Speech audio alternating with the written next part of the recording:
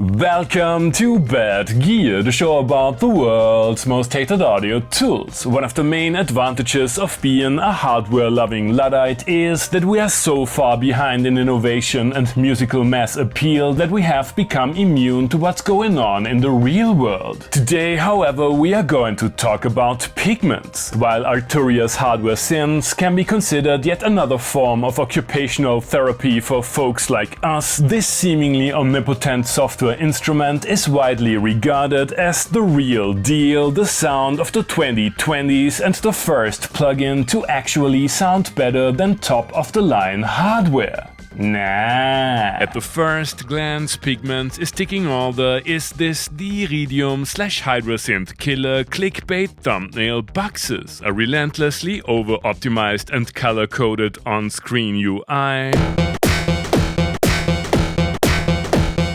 Arturia failed to integrate into hardware properly, granting access to two engines,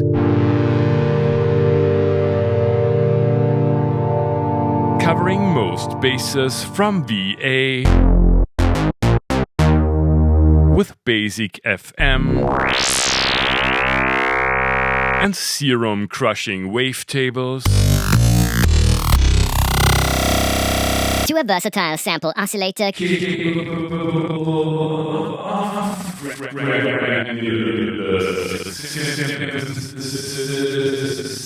a physical modeling option called Modal, and pro-level sign stacking in the additive harmonic mode. I haven't found a way to draw spectra though. You can spice things up with a utility oscillator providing obviously sample-based noise, and a simple tone generator even traditional synthesists can comprehend. Chances are that some of you have already started typing comments on how either a random hardware synth or other VST will eat this oscillator section for breakfast, but I appreciate the reliably high-end Tabra throughout all algorithms. Speaking of which, this mix of mostly pristine sounding tones will be put through a dual filter section, which lets you arrange classic digital and analog varieties, a Buchla-esque low-pass gate and specialized models with a focus on distortion, reverb, and complex all-pass filter networks. It is incredibly convenient to assign modulators to parameters, 3 envelopes and LFOs, versatile function generators,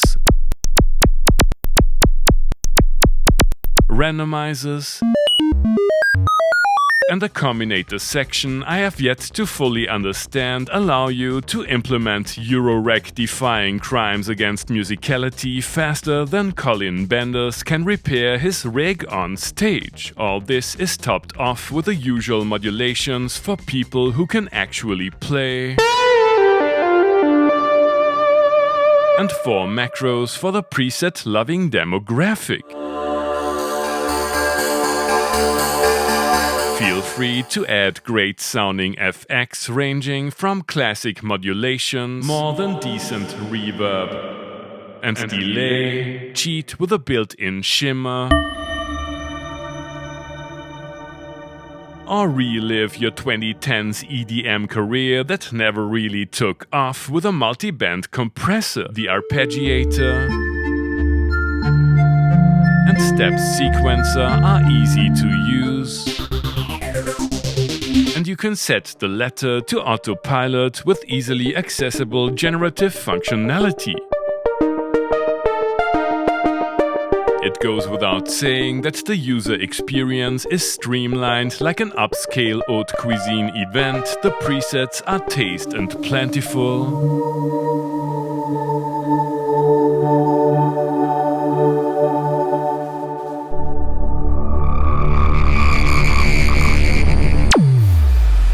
and the new visualizer might be a bit too corny for today's finale animation. The plugin is more or less always on sale somewhere. The market for top-of-the-line software instruments is highly competitive. Is Pigments the last synth you'll ever need, or just another marketing hype? You have already heard Arturia's plugin flagship in today's intro tune. That turned out better than it was actually fun to make. Let's start this out with a preset-heavy Pigments-only jam.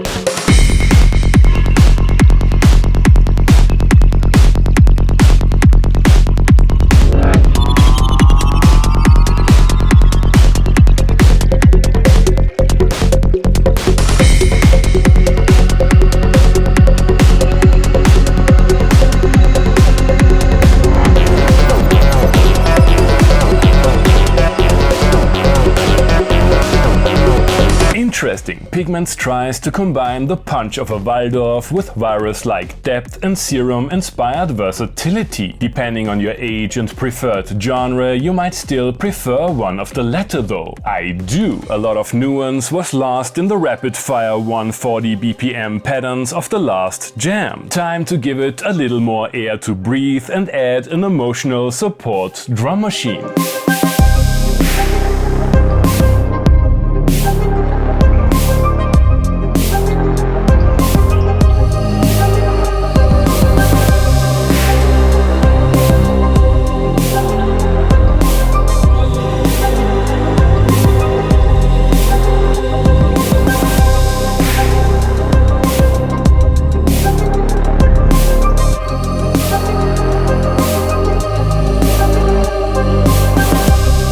I think it has become obvious that, more inviting user interface aside, budget analog Arturia gear is no longer in the same league as their plugins, if it ever was. Pigments filters are musical, the modulation possibilities are deep, and I like the Granular engine. When working with a plugin, I was missing a certain tonal je ne sais quoi. I wanna know if we can change that by adding even more plugins and create "you don't have to waste that much time on composition if you just drown the whole thing in elaborate sound design, up-tempo future dub and not so minimal techno."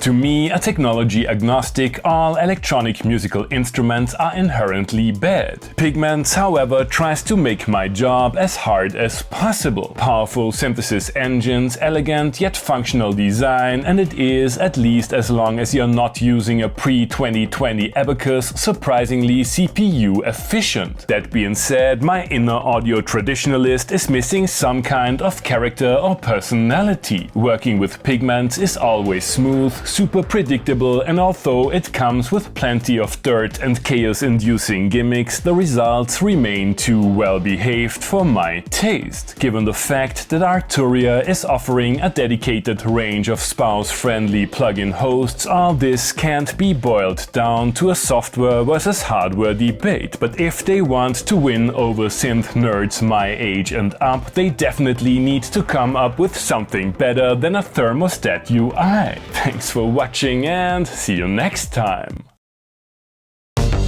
Hey guys, I hope you enjoyed the episode. Feel free to like, subscribe, become a patron and use one of the links down below to support the channel regardless of what your gas commands you to buy.